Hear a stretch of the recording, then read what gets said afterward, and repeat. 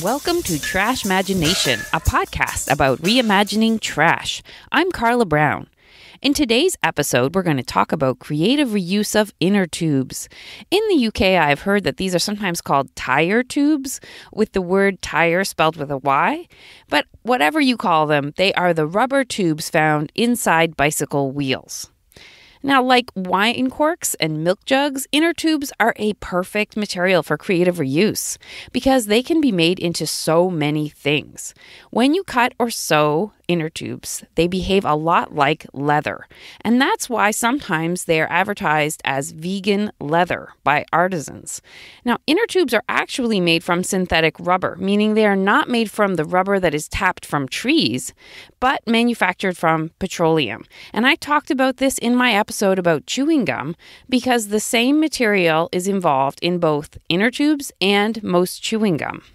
So if you have a pile of inner tubes that no longer hold air, the question is, where can you bring them so they can be made into new items? It is possible to recycle them, but as you can imagine, it would take a lot of energy to melt them and reform them into new items. So most municipalities do not offer a recycling program for inner tubes. Now, I visited Boulder, Colorado, and there was a place called the Center for Hard to Recycle Materials, or CHARM, and they did collect inner tubes, but they were not melting them down. They were diverting them to artisans who would make them into items like what I'm going to describe in this episode. For example, down the road from CHARM was a company called Green Guru, which I also visited, and they make awesome messenger bags from recycled inner tubes. So today I'll share ideas for inner tube recycling projects. A lot of them involve sewing, but then I have a bunch that don't involve sewing. And then I will also talk about some designs by some really talented artists. And as always, I made a wonderful, inspiring Trashmagination Pinterest board where you can go see photos of these ideas. Now, I had never made anything from inner tubes before I started researching for this episode, but I had saved 3 punctured inner tubes from when I was a daily bicycle commuter. Now, my first project I decided to make was a bracelet or cuff. As you know, if you listen to past episodes, I perform with a taiko or Japanese drumming group, and many taiko groups wear dramatic-looking cuffs as part of their costumes at performances. Now, my group has not worn these type of cuffs, but I thought it would be really fun to try to design one. Many artisans make inner tube bracelets or cuffs, necklaces, and other jewelry by cutting cool designs directly into the inner tube with an X-Acto knife. I didn't love the idea of the rubber being up against my skin, so I made a design where I sewed the rectangle of inner tube to a rectangle of fabric, and the fabric would then be up against my skin. Before I sewed them together, I punched a design into the inner tube with leather punches so that the colorful red fabric would show through, and I used a snap fastener to hold it on my wrist. This project gave me a lot of insight into the challenges of sewing inner tubes. The main one is that inner tubes do not easily feed through my sewing machine. I found a great blog called BC Toro by Jessie Kwok. Now, she hasn't updated this blog lately, but it is still a wonderful resource with step-by-step tutorials. The big takeaway is that if I wanted to sew a lot of inner tube items, then I need to invest in something called a Teflon presser foot, as well as titanium sewing needles. For those of you who don't use a sewing machine, the presser foot is the part of the machine that holds the fabric in place as you sew. And with regular fabrics, the fabric is slippery enough that it feeds through underneath this presser foot in an even way. But unfortunately, inner tubes get stuck against a regular plastic presser foot. And there's also a more advanced type of presser foot called a walking foot, which helps move fabric evenly through your machine. And I have used one for 2 decades, and last week it fell apart right as I was sewing a project. So I really need to go to the store and get a new walking foot as well as one of these Teflon presser foots before I can do a lot of inner tube sewing projects. Now, for my cuff project, the way I made it work was that I put a thin piece of plastic right beside my machine needles, but not under the needle, which mostly covered up the inner tube. And that allowed the inner tube to slide through so I could do this project. But it really slowed down the process because I kept having to move the plastic in place. And so therefore, it's not a long-term solution, and I would want to invest in one of those Teflon presser foots. On the blog, Jessie shares other helpful tips for working with inner tubes. She said that when you cut open the inner tube to make it into a flat piece, you're going to find that they contain a white powder, which is talcum powder. So it's a good idea to cut the tubes over a garbage can and not over your sewing table where the talcum powder will make a mess. And another reason why in the past I had hesitated to creatively reuse inner tubes was because I'm sensitive to smell, and I didn't like the rubber smell of the inner tubes.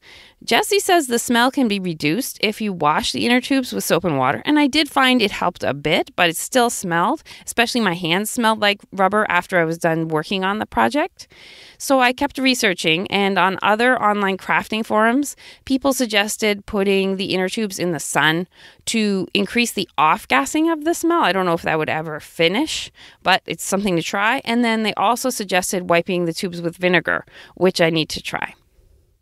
There are so many artisans who make items from recycled inner tubes. I mean, it behaves basically like waterproof leather, so it makes very hardy bags. Now, some of the bags are designed to attach to bicycles, which is a nice touch because bicyclists will tend to value a bag made from recycled inner tubes. And my favorite designs attach to the metal tube that connects the handlebars to your saddle or bike seat. This is called the top tube. And then other types of bags connect to a rack that you house behind your seat. These are sometimes called panniers. And I have some non-inner tube based panniers, but I really think that some inner tube based ones would be great at keeping your possessions dry if you bicycle to work in the rain. Now, some of my favorite inner tube projects are made by a Peruvian company called Rica, which makes wallets, bags, baskets, and even really impressive animal sculptures from recycled inner tubes. Now, unfortunately, it looks like their website has not been updated since 2012. So I don't think you can buy their designs, but if you want to be super inspired by some very innovative designs, check it out. And if you don't want to sew inner tubes, but you want a bag made from inner tubes, there are lots of places where you can buy them. You can check out Etsy always, but you could also check out a website called Cuttlefish, which starts with a K. And it's like Etsy, but it only features items made from recycled materials. Now on Cuttlefish, I found hundreds of inner tube bags. It's a very popular product offering. And I even saw one that you can attach to your bike so that you could carry some beer bottles home on your bike. I also was intrigued by a French company called Fantôme, which weaves inner tubes and wicker to make baskets that are a mix of rubber and wicker. Another popular item that people make from inner tubes are belts, and I will link to BC Toro's tutorial on how to do that. She adds reflective tape to her belt, which is great for cyclists who ride at night. And you can also make a belt without the tape, of course, for regular use.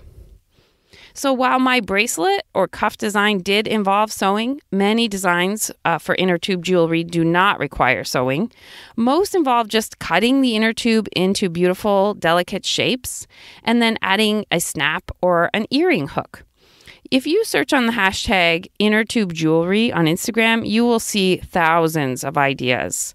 I was attracted to the work by a company called Art Cycle Bali, which also offers workshops to school kids in Bali, which I think was cool. If you already do leather work, then you can likely use your same tools. I would love to hear from anyone who has worked with leather and inner tubes, and I would like to hear how interchangeable those materials are in terms of your tools.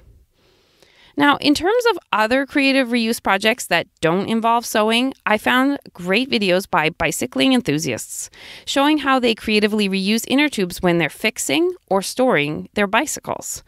For example, I saw some wrap their inner tubes around the tubes of their bike, the metal tubes, to protect the paintwork from flying debris.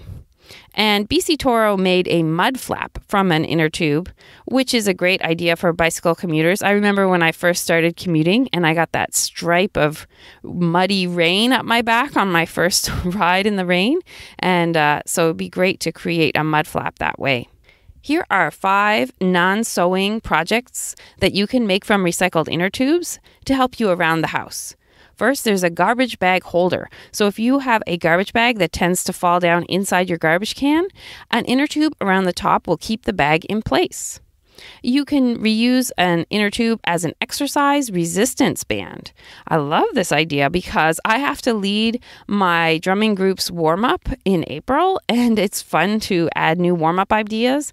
But buying exercise bands for everyone would be expensive. So I'm going to see if I can go to my local bicycle shop and get enough inner tubes for the whole group. The next idea is a plant hanger. So macrame is really in right now, and there's lots of techniques that you could look, lots of tutorials that involve basically tying a plant hanger, but I will link to BC Toro's tutorial where she shows how she does it. And then there's a design for a swing. There's a blog called The Naughty Mommy where she made a platform swing for her kids. She put together PVC pipes in a square, and then she wove a platform from recycled inner tubes. And I'll put the video in the show notes. And then the last idea is if you need rubber bands, either really small ones or really big ones, an inner tube can be a big help. So if you need small ones, you can just cut the inner tubes into small circles. And if you need a really, really big one, you can just use the whole thing as a giant rubber band. So for example, we use an inner tube to keep large boxes closed when we are transporting them if we think they might pop open instead of using tape. Finally, here's an idea related to education. So it is very challenging for some kids to sit at a desk for a long time. And there's an organization called Bouncy Bands, which sells a product that looks basically like an inner tube, but a little bit fancier. And it is tied across the legs of the desk at the height of the feet. And the students can then push against the band during school when they're sitting at the desk so they can get some movement while they're working at their desks. Now, I don't know if this would work. I don't know if it would be irritating for the teacher or the other students, but I would be very curious whether any teachers have tried this product or whether they use recycled inner tubes. Now, the last topic for today is about artists who incorporate recycled inner tubes into their work. In the past, I talked about trash fashion, which is one of my deep interests. And that is clothing designed from recycled materials, not necessarily for practical everyday use, but more for the fun of design. Now, there are shows all over the world where people show off their trash fashion designs. And one of those shows is called The World of Wearable Art. Not all the designs in the World of Wearable Art show are from trash, but many are. And I'm going to fangirl over one designer in particular named Grace Duval. Grace has made many inner tube dress designs and won awards at the World of Wearable Art show. So if you want to see how far you can take inner tubes, I definitely recommend checking out her site. Another way that artists incorporate inner tubes into their work is in furniture design. Nir Ohayon makes panels with abstract shapes, and he covers them with inner tubes. So it looks like black shapes, and it looks really cool. And then he also makes furniture, which is made from inflated inner tubes, and that basically looks like giant ants. You can see examples of his work on the Trashmagination Pinterest board. So thank you for listening. I would love to hear what you think about the creative reuse of inner tubes. You can email me at trashmagination@gmail.com. Of course, I always love to hear about any projects you've made with recycled inner tubes. Until next time, may you see inner tubes as a source of art in your life.